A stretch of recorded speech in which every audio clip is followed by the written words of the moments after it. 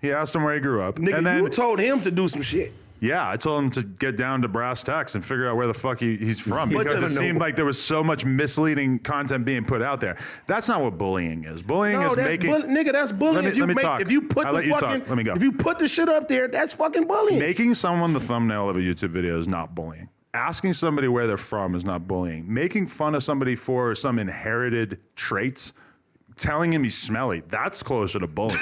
That's making fun of his weight, which is something that has happened over and over and over in this podcast. That's bullying.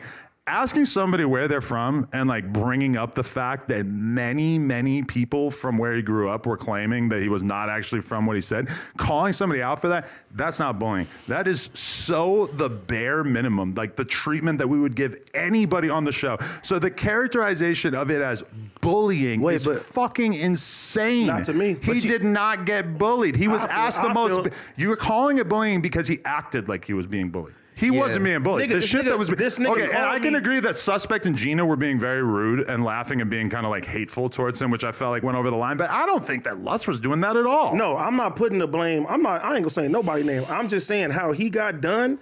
You feel me? Mentally yesterday, he called me, nigga. He was crying, like somebody's legit. phone's buzzing up. That's my shit. Like he was crying. He was legit crying, bro, because he felt like nigga people is kicking him while he down. He was in the fucking corner. Right, and it's tempting to think that somebody seems like they're being bullied when they start crying, but he wasn't being bullied. Bro, he was just asking him where he was from. Can you imagine? No, not just where he's from. Can you imagine the fucking month that he's having, or the last 2 months? But you're saying all this shit to make him more sympathetic. But not ultimately, what was done to him was nothing. It's not about sympathetic. But that's all you're doing is listing off reasons we should feel bad for him. If he's a part of this team, you feel me? When he's going through this crazy time right now, we don't need to kick that nigga back in. But I don't feel like nobody else at this office that would have got done to them. Y'all would not make a flyer. Y'all would not made a flyer and put AD on the fucking thing and talk about me for 2 hours. If you were from Pennsylvania, yes, we absolutely would talk on this podcast about you lying about where you're from. Y'all can talk about it, but the way that shit was done, I feel like that shit was done wrong. That shit wasn't cool. I don't think so. I think the way that he reacted made it seem like it was bullying, when in reality, this is the whole thing.